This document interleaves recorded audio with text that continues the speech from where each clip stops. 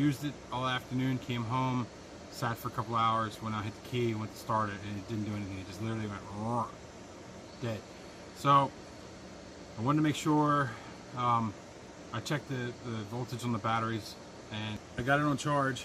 And while it's charging, I cleaned my terminals just a few months ago, so I know it's not my terminals, but to basically take it back apart, and I cleaned my terminals a second time. And then after I clean my terminals, I want to do a load test on the battery, make sure my batteries are still good. Harbor Freight, cheap and expensive device. I use it to check your batteries to see if you got a dead cell. It's good having in your toolbox, you know, for random uses, or you can go to a mechanic and get them to check it. But basically all it does is pull a load on your battery, and it can determine if you have a dead cell or if your battery's still good, even if your batteries are weak. These batteries are so weak that the engine won't even turn over. It literally just goes run. And you know, it's one way to try to determine that it's your batteries, your alternator, a connection, or even your starter. But all we're doing for today is doing the batteries. Since I'm charging, while I've had it charging, I cleaned the terminals. So all the terminals are clean. Don't mind me, I'm being eaten up by gnats. So if you can see in this, all I'm going to do is put on the positive and negative, and then put on the load tester. And it shows I'm still in the green, not a lot of voltage here, but it's weak, but it doesn't go into the bad. So the batteries are a little on the weak side. But they're not dead. You don't have a dead cell. So my batteries are good, and like I said, I'm charging it enough to be able to start my vehicle and check my alternator, see what kind of voltage my alternator is putting out. So I got my voltmeter hooked up here, and it's showing I got like 12.7 between the charger going into the battery, and it's been charging for a little while. So my terminals are clean. I know I got good connections in my terminals. I'm going to start it and see what kind of voltage my alternator is putting out.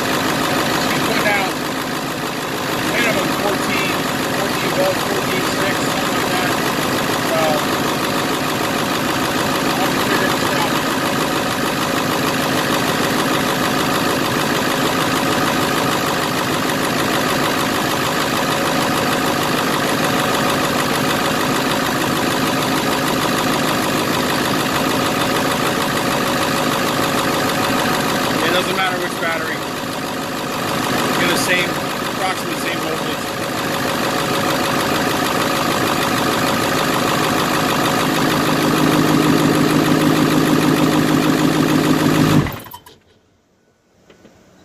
So I know it's not my batteries. I've had them on charge. There's enough juice in the batteries to start it. I did my load tester on my batteries. So the load tester showed me that both my batteries are still good. So it's not the battery issue. I cleaned all the connections, and that's not the issue. And I narrowed it down to, well, it cranked over. It's not my starter. It's my alternator is obviously not putting out enough juice. It should be putting out 14.5 volts, something like that. Oh, that's what else I wanted to show you.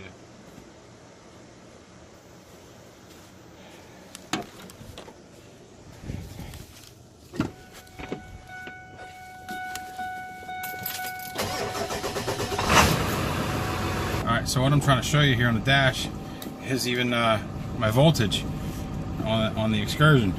It's not showing that, you know, it's showing it's in the safe range, which it obviously is not. So you can't really rely on the gauge on the dash to tell you your voltage is fine, because in this vehicle it is not. So that gauge is wrong. You know, it comes on and goes up, it goes down, but it's not reading the right voltage. Alright, what you're going to want to do here, now your belt's off, take a little screwdriver and you're going to want to push on the back side of this.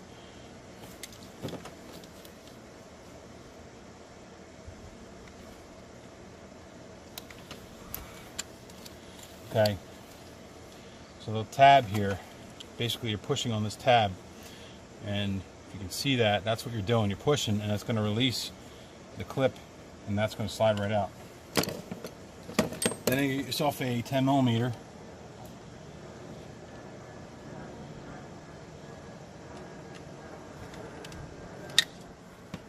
And loosen your nut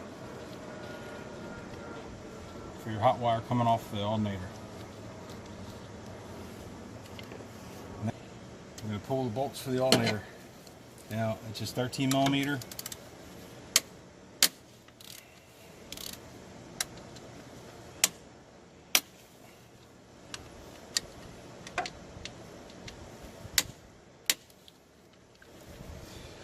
Now, that's the problem I had, is this alternator, it's only got about 20,000 miles on it.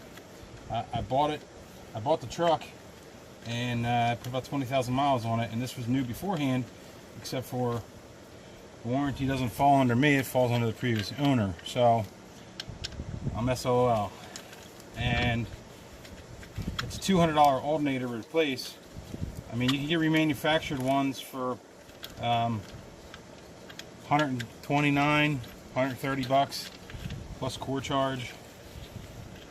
You go to the name brand auto parts stores, it's all $197, something like that, you know, for a lifetime warranty. Alternator here. So, being I know this has already been rebuilt, so it's got new bearings in it, and here's my alternator off. Alright, so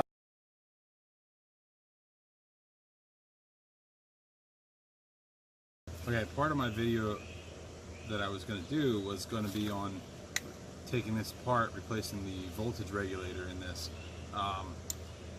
The problem I ran into is the auto parts store gave me the wrong voltage regulator, and I could not locate the correct one, and I don't have time. I can find it on Amazon for 25 bucks, but I don't have time for it to sit. I need my vehicle today, so I had to go return the part I bought for $53, the voltage regulator, and take and buy a new one, which was $195. So basically the end of this video is going to be putting this back in and checking the voltage, make sure I got my 14.6 or whatever. It's pretty simple to put this thing back in here. It's amazing. I have to laugh because, you know, see right there, big heavy object like this, you would think it'd be made in America, but it seems like there's too much anything made in America anymore. So anyway, it's pretty much straightforward. Set your alternator back in place.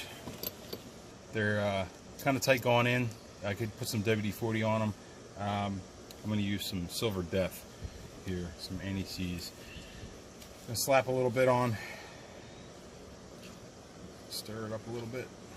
Haven't used it in a while.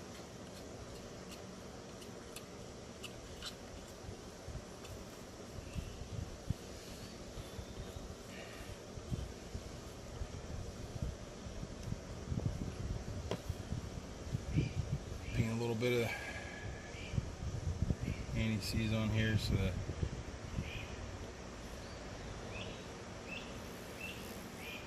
it's going a little bit easier.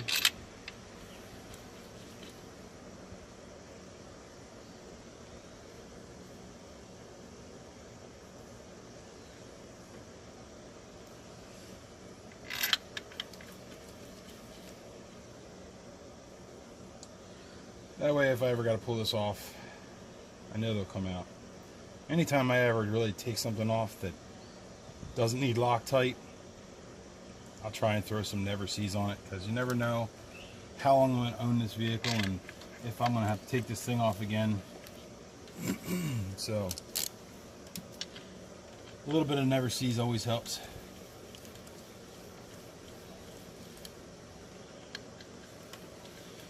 Now, I probably should have looked up the torque on these, but I mean, these bolts are really just to hold the alternator in place, so it's not really relying on the torque for anything, you know, other than just make these things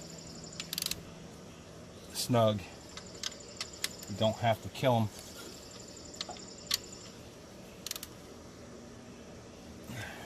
Alright,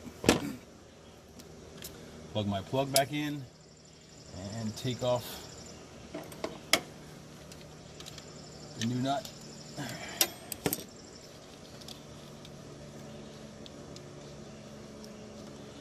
the new nut, slip it on the terminal. Try not to drop the nut down on the engine.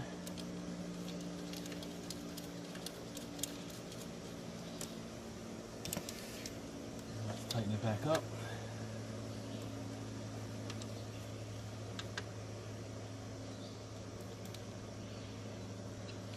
Alright, you don't want to crank it too tight.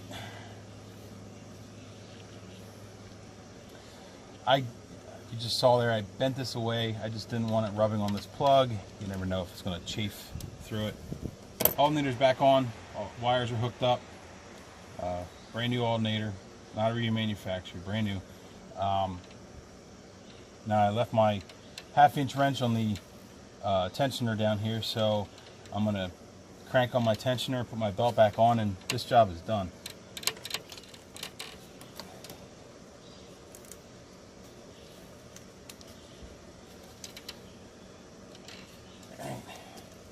Nice and tight.